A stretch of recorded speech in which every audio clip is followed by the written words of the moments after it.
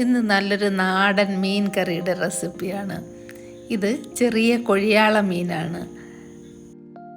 എല്ലായിടത്തും ഈ മീനിന് കൊഴിയാള എന്ന് തന്നെയാണ് പേരെന്നാണ് എനിക്ക് തോന്നുന്നത്.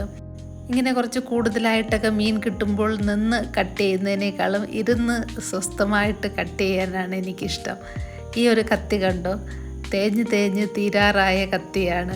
എങ്കിലും ഈ കത്തി കൊണ്ട് മീൻ കട്ട് ചെയ്യുമ്പോൾ നല്ലൊരു സാറ്റിസ്ഫാക്ഷനാണ്. നല്ല ഈസി ആയിട്ട് കട്ട് ചെയ്യാൻ സാധിക്കും. നമ്മൾ പലകയിലൊക്കെ വെച്ച് കട്ട് ചെയ്യുകയാണെങ്കിൽ ഇത്രയും ഭംഗിയായിട്ടൊന്നും ചെയ്യാൻ പറ്റില്ല. കുറേയൊക്കെ മാംസം വേസ്റ്റായിട്ട് പോകും. ഇപ്പോൾ പിന്നെ മീൻ വാങ്ങുന്നിടത്ത് തന്നെ കട്ട് ചെയ്തും കൊടുക്കും. അതുകൊണ്ട് എല്ലാവർക്കും എളുപ്പമല്ലേ. പക്ഷേ ഞാൻ വീട്ടിൽ കൊണ്ടുവന്നാണ് കട്ട് ചെയ്യുന്നത്. ഒരിക്കലും കടക്കാരെ കൊണ്ട് മീൻ കട്ട് ചെയ്ത് വാങ്ങാറേ ഇല്ല. വീട്ടിൽ കൊണ്ടുവന്ന് എൻ്റെ ഇഷ്ടത്തിനനുസരിച്ച് ഞാൻ മീൻ കട്ട് ചെയ്തെടുക്കും. ചാനൽ ഇതുവരെ സബ്സ്ക്രൈബ് ചെയ്തിട്ടില്ലെങ്കിൽ ഒന്ന് സബ്സ്ക്രൈബ് ചെയ്തേക്കണേ. കൂടെ ഒരു ലൈക്കും കൂടി.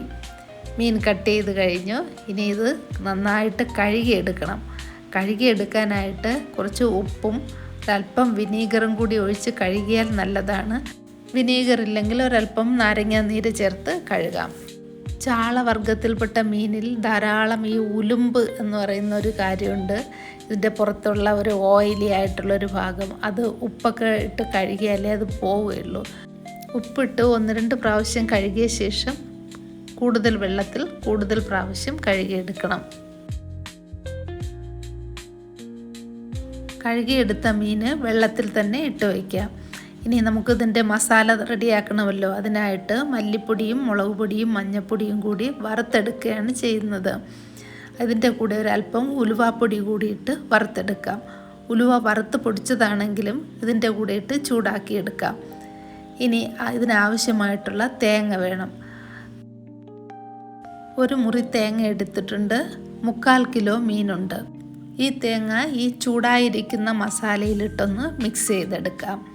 മീനിന് ഏറ്റവും അത്യാവശ്യമായിട്ടുള്ളതാണ് ചെറിയ ഉള്ളി. 2-3 ആണെങ്കിലും ചെറിയ ഉള്ളി ചേർത്താൽ നല്ല ടേസ്റ്റാണ് മീനിന്. ഇല്ലെങ്കിൽ സവാള ചേർക്കാം. ഇനി മീനിന് ആവശ്യമായിട്ടുള്ള പുളി ചേർക്കാം. ഒരു വലിയ നെല്ലിക്ക വലുപ്പത്തിലുള്ള പുളിയാണ് ഞാൻ എടുത്തിട്ടുള്ളത്. കുടംപുളിയാണെങ്കിൽ 3-4 പീസ് ചേർക്കാം. കറിക്ക് ആവശ്യമായിട്ടുള്ള ഉപ്പും കറിവേപ്പിലയും കൂടി ചേർത്ത് അരച്ചെടുത്തിട്ടുണ്ട്. കറിക്ക് ആവശ്യമായിട്ടുള്ള വെള്ളം ചേർക്കാം. ഇതൊന്ന് നല്ലപോലെ മിക്സ് ചെയ്ത് കൊടുക്കാം. ഇനി നമ്മൾ കട്ട് ചെയ്ത് വെച്ച മീൻ ചേർക്കാം. മീൻ തന്നെ പല വിധത്തിൽ നമ്മൾ ഉണ്ടാക്കാറുണ്ട്. എൻ്റെ ചാനലിൽ തന്നെ ഇഷ്ടംപോലെ മീനിൻ്റെ റെസിപ്പീസ് ഉണ്ട്, പല രീതിയിൽ തയ്യാറാക്കിയത്. സാധാരണ മുരിങ്ങയ്ക്കയോ മാങ്ങയോ ഒക്കെ ഇട്ട് മീൻ വയ്ക്കാറുണ്ട്. ഇന്നിപ്പോൾ മുരിങ്ങയ്ക്കയോ മാങ്ങയോ ഒന്നും തന്നെ ഇല്ല. പക്ഷേ എൻ്റെ കയ്യിലുണ്ട് ഈ നല്ല ടേസ്റ്റി ആയിട്ടുള്ള മുളക്. നല്ല എരിവുള്ള മുളകാണിത്. അതുപോലെ നല്ലൊരു ഫ്ലേവറുമാണ്.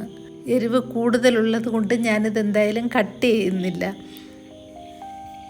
മീൻ തിളച്ച ശേഷം ഫ്ലെയിം ലോ ആക്കി വയ്ക്കാം. എന്നിട്ട് ഇതൊന്ന് വറ്റിച്ചെടുക്കാം. ഇടയ്ക്ക് ഇതുപോലെ ഒന്ന് ഇളക്കി കൊടുക്കാം. ഇതിൽ ഉപ്പും പുളിയും ഒക്കെ ഉണ്ടോ എന്ന് നോക്കാം. ആവശ്യത്തിന് വറ്റി കഴിയുമ്പോൾ ഇതുപോലെ പച്ച വെളിച്ചെണ്ണ ഒഴിച്ചു കൊടുക്കാം. ഈ നമ്മൾ ചേർത്ത പച്ചമുളകിൻ്റെയൊക്കെ നല്ലൊരു ഫ്ലേവറാണ് ഈ മീൻ കറിക്ക്. കപ്പയോടും ചക്കയോടും ഒക്കെ കഴിക്കാൻ നല്ല സൂപ്പർ ടേസ്റ്റാണ്. ഞാനിപ്പോൾ ഇവിടെ ചക്കയാണ് ഉണ്ടാക്കിയിരിക്കുന്നത്.